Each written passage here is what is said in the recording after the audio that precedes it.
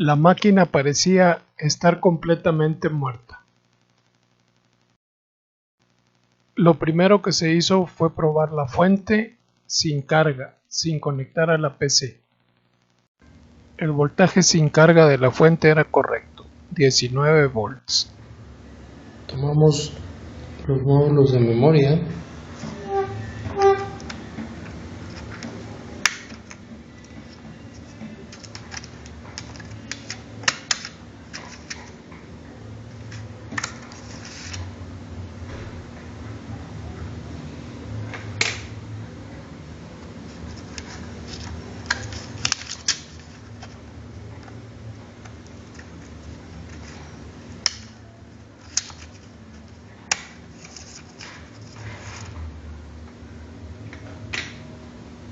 Dado que verifiqué la fuente sin carga, o sea que la computadora no estaba conectada y nos da los 19 volts de salida, entonces procederé a verificar que el voltaje se mantenga cuando la conecto a la computadora. Para eso necesito desensamblar la computadora de acuerdo a los pasos seguidos en el procedimiento recomendado que se encuentra también en YouTube. Una vez desensamblado, procederemos a seguir las entradas de voltaje de la fuente y verificamos en el primer punto donde sea posible si se mantienen los 19 volts de la fuente. En este caso, bueno, estamos insertando el conector de la fuente en el receptáculo donde se conecta, y de ahí vamos a seguir los cables que salen del conector hembra. Vamos a seguirlos. Vemos que aquí vienen estos cables rojos y negros y llegan a un conector, un pequeño conector en donde seguramente estas salidas deben de presentar los 19 volts que ando buscando.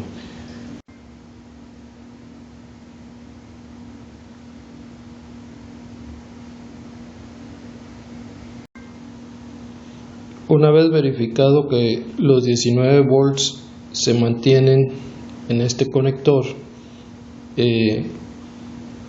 hago una inspección visual de la circuitería que tenemos alrededor de este conector para ver si no tenemos algún corto, para ver si no tenemos algún componente que se vea dañado, que se vea con cambio de color.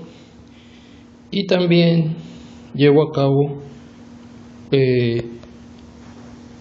una verificación de la temperatura a la cual se pueden encontrar los componentes. Checamos y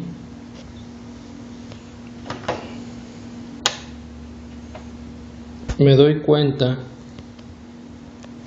que en la zona se siente algo de temperatura más elevada, principalmente en esta zona.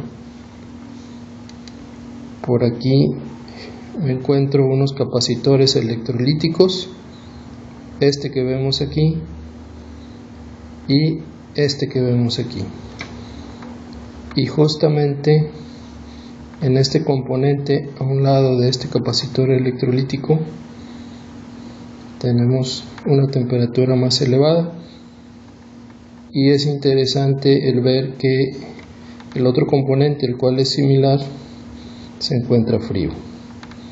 Entonces, siempre que veamos capacitores electrolíticos, hay que sospechar de ellos. Es una de las fuentes principales de problemas en la electrónica actual. Los componentes semiconductores tienen una confiabilidad bastante alta, cosa que no se da con los capacitores electrolíticos. Siguen siendo problemáticos, así que es posible que tengamos algún corto. Es interesante ver que ese mismo tipo de capacitor electrolítico lo tenemos por toda la tablilla.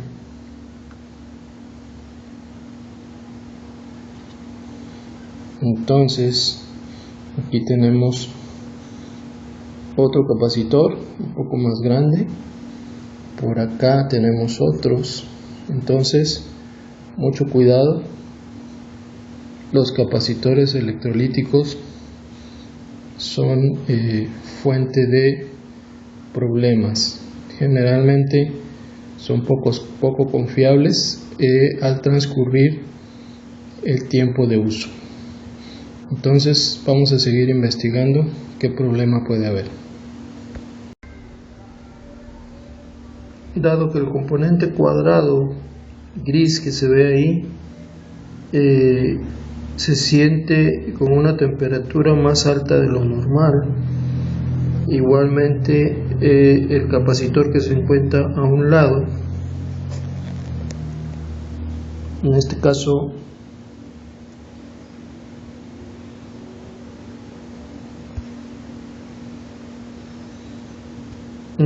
estamos hablando de este componente y este capacitor electrolítico que tenemos aquí. El capacitor electrolítico es de 220 microfaradios y este componente necesito determinar qué es para ver qué modo de falla puede tener. Tiene un número de parte 4R7-10-469. Voy a buscar información en el internet para ver qué tipo de componente se trata. Esta es la información que encuentro en internet. Nos dice que es un inductor de potencia de montaje superficial blindado, SRI type, y aquí tenemos la forma típica. Entonces, bueno, ya tenemos un poco de más información sobre este componente. Tenemos que ver por qué se está calentando.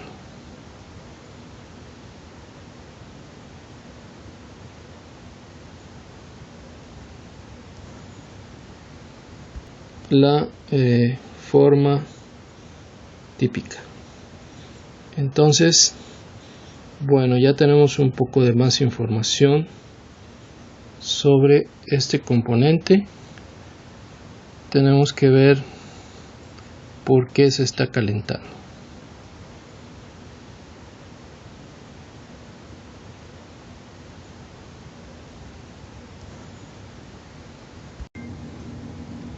Con el fin de checar a mi principal sospechoso, que es ese capacitor electrolítico que se encuentra aledaño a la bobina que se está calentando, entonces lo que voy a hacer es colocar mi multímetro en la función de para medir resistencia.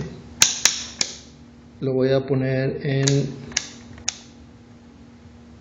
2000 ohms en el rango, y con ello voy a medir ese capacitor que me parece bastante sospechoso.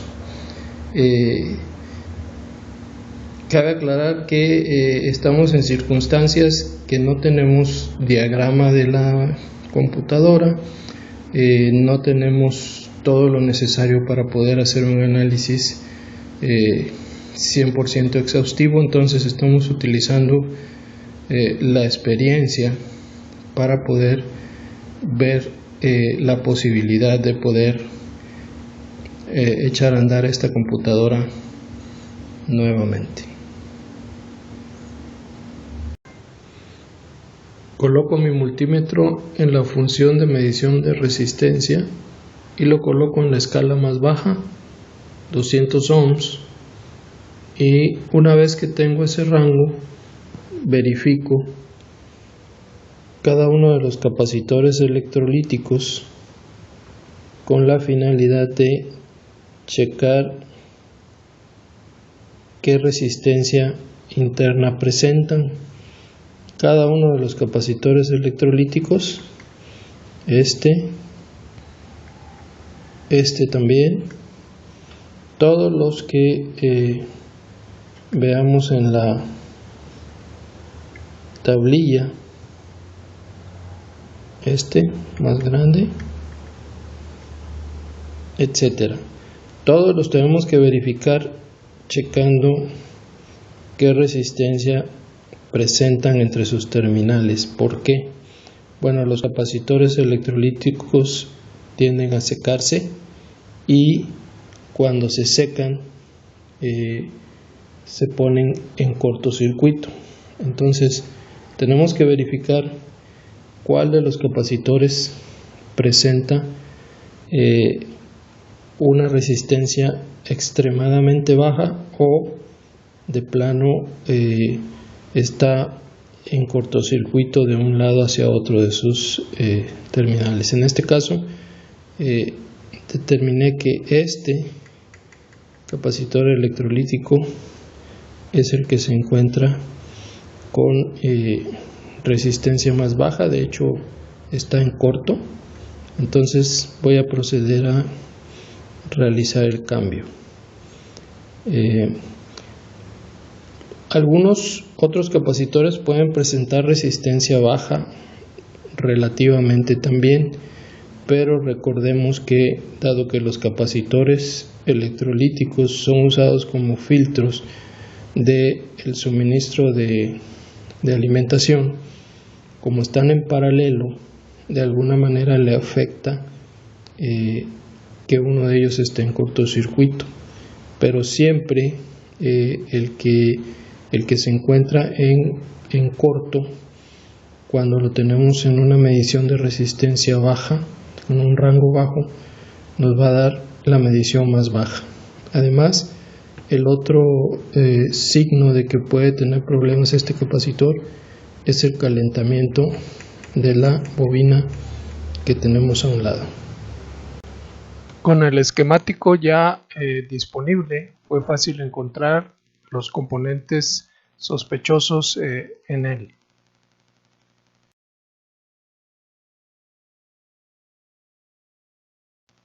El FET se encontraba en corto y necesitábamos obtenerlo. Es un componente de montaje superficial.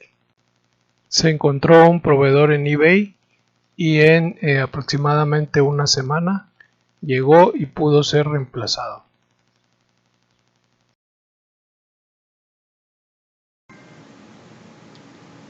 Finalmente la máquina queda operando adecuadamente. La sustitución del transistor mencionado fue la solución correcta para el problema.